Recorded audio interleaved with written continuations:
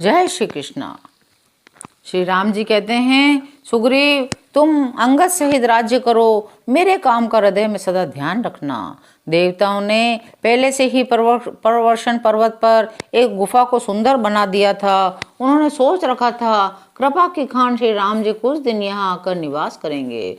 सुंदर वन फूला हुआ अत्यंत सुशोभित है। मधु के लोभ से भौरों के समूह गुंजार कर रहे हैं। जब से प्रभु आए हैं तब से वन में सुंदर कंद मूल फल और पत्तों की बहुतायत हो गई है। मनोहर और अनुपम पर्वत को देखकर देवताओं के सम्राट श्री राम जी छोटे भाई सहित वहां रह गए। जब से रमापति श्री राम जी ने वहां निवास किया तब से वन मंगल स्वरूप हो गया। दोनों भाई सुखपूर्वक विराजमान हैं। सुंदर स्फटिक मणि की एक अत्यंत उज्जवल शिला है। श्री राम जी छोटे भाई लक्ष्मण जी से भक्ति, वैराग्य, राजनीति और ज्ञान की अनेकों कथाएं कहते हैं। वर्षा काल में आकाश में छाए हुए बादल गरजते हुए बहुत ही सुहावने लगते हैं। श्री राम जी कहते हैं, लक्ष्मण देखो, मोरों के झुंड बादलों को देखकर नाच रहे हैं।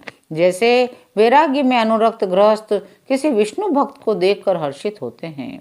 आकाश में बादल घुमड़ घुमड़ कर घोर गर्जना कर रहे हैं। सीता जी के बिना मेरा मन डर रहा है। बिजली की चमक बादलों में ठहरती नहीं, जैसे दुष्ट की प्रीति स्थिर नहीं रहती।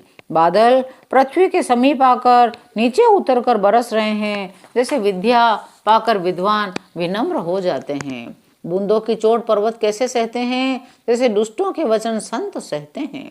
छोटी नदियां किनारों को तुड़ाती हुई चली, जैसे थोड़े धन से भी दुष्ट इतरा जाते हैं, मर्यादा का त्याग कर देते हैं। पृथ्वी पर पड़ते ही पानी गंदला हो गया है, जैसे शुद्ध जीव के माया लिपट गई हो।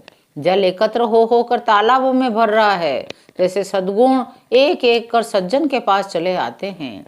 नदी का जल समुद्र में जाकर वैसे ही स्थिर हो जाता है, जैसे जीव श्री हरि को पाकर अचल हो जाता है, आवागमन से मुक्त हो जाता है। पृथ्वी घास से परिपूर्ण होकर हरी हो गई है। रास्ते समझ नहीं आते, जैसे पाखंड मत के प्रचार से सदग्रंथ लुप्त हो जाया करते हैं।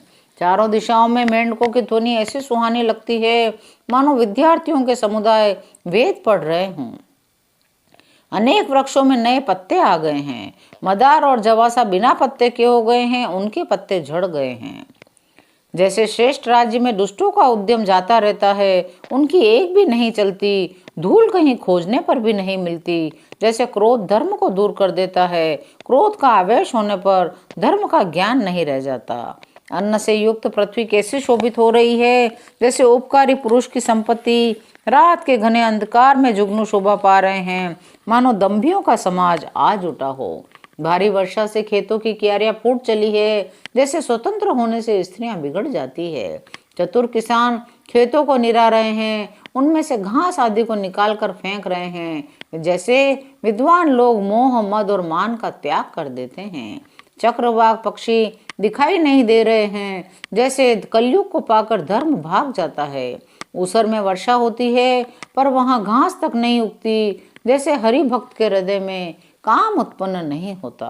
पृथ्वी अनेक तरह के जीवों से भरी हुई उसी तरह शोभायमान हो रही है, जैसे सुराज्य पाकर प्रजा की वृद्धि होती है। कभी वायु बड़े जोर से चलने लगती है, जिससे बादल जहां तहां गायब हो जाते हैं। जैसे कुपुत्र के उत्पन्न होने से कुल के उत्तम धर्म नष्ट हो जाते हैं। कभी बादलों के कारण दिन में घोर अंधकार छा जाता है, कभी सूर्य प्रकट हो जाता है। जैसे कुसंग पाकर ज्ञान नष्ट हो जाता है और सुसंग पाकर उत्पन्न हो जाता है। हे लक्ष्मण देखो, वर्षा बीत गई है, परम सुंदर शरद ऋतु आ गई है।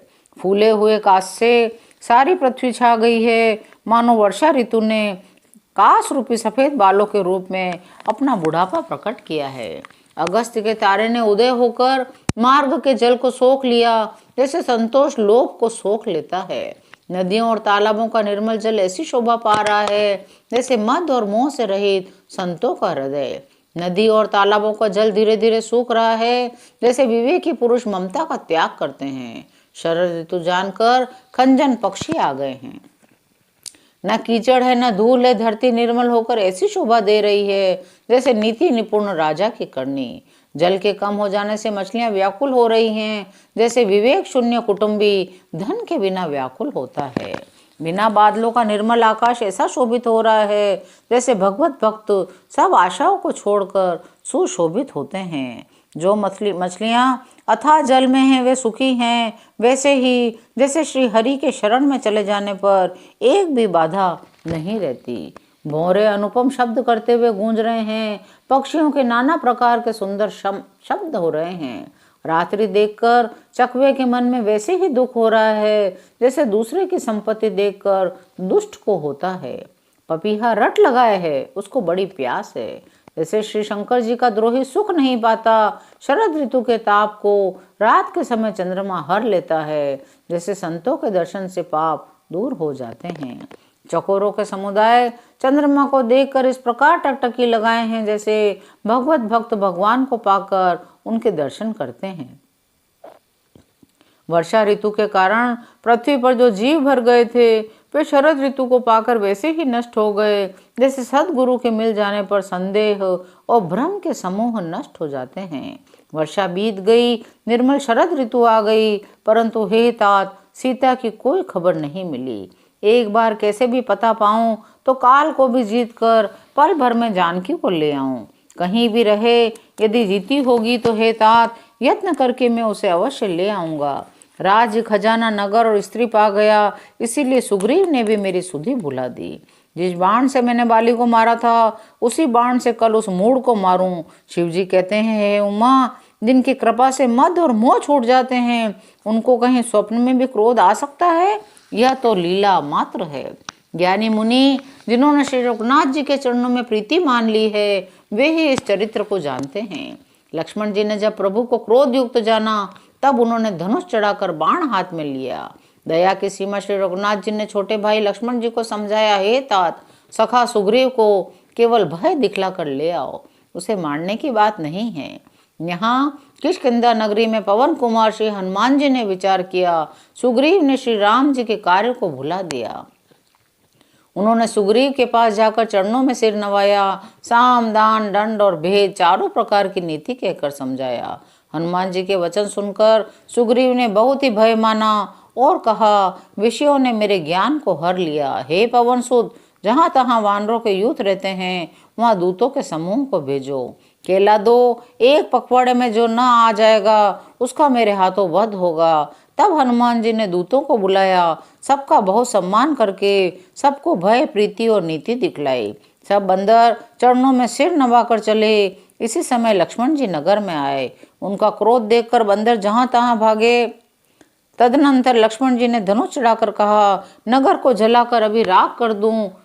अंगद ने उनके चरणों में सिर नवाकर विनती की और क्षमा याचना की। तब लक्ष्मण जी ने उनको अभय बांह दी, भुजा उठाकर कहा, डरो मत। सुग्रीव ने अपने कानों से लक्ष्मण जी को क्रोध युक्त सुनकर भय से अत्यंत व्याकुल होकर कहा, हे हनुमान सुनो, तुम तारा को साथ लेकर जाकर विनती करके राजकुमार को समझाओ। हनुमान जी ने तारा सहित जाकर लक्ष्मण जी के चरणों की वंदना की, प्रभु के सुंदर यश का बखान किया। विनती करके उन्हें महल में ले आए, चरणों को धोकर उन्हें पलंग पर बैठाया। तब वानर राज सुग्रीव उनके चरणों में सिर नवाया। लक्ष्मण जी ने हाथ पकड़कर उनको गले से लगा लिया। सुग्रीव ने कहा, हे नाथ, विषय के समान और कोई मद नहीं है। यह मुनियों के मन में भी क्षण मात्र में मोह उत्पन्न कर देता है, फिर मैं तो विषय जीव ही ठहरा। सुग्रीव के विनय युक्त वचन सुनकर लक्ष्मण जी ने सुख पाया, उनको बहुत प्रकार से समझाया। तब पवनसुत हनुमान जी ने जिस प्रकार सब दिशाओं में दूतों के समूह गए थे वह सब हाल सुनाया। तब अंगद आदि वानरों को साथ लेकर श्री राम जी के छोटे भाई लक्ष्मण जी को आगे करके सुग्रीव हर्षित होकर वहां चले जहां रघुनाथ जी थे।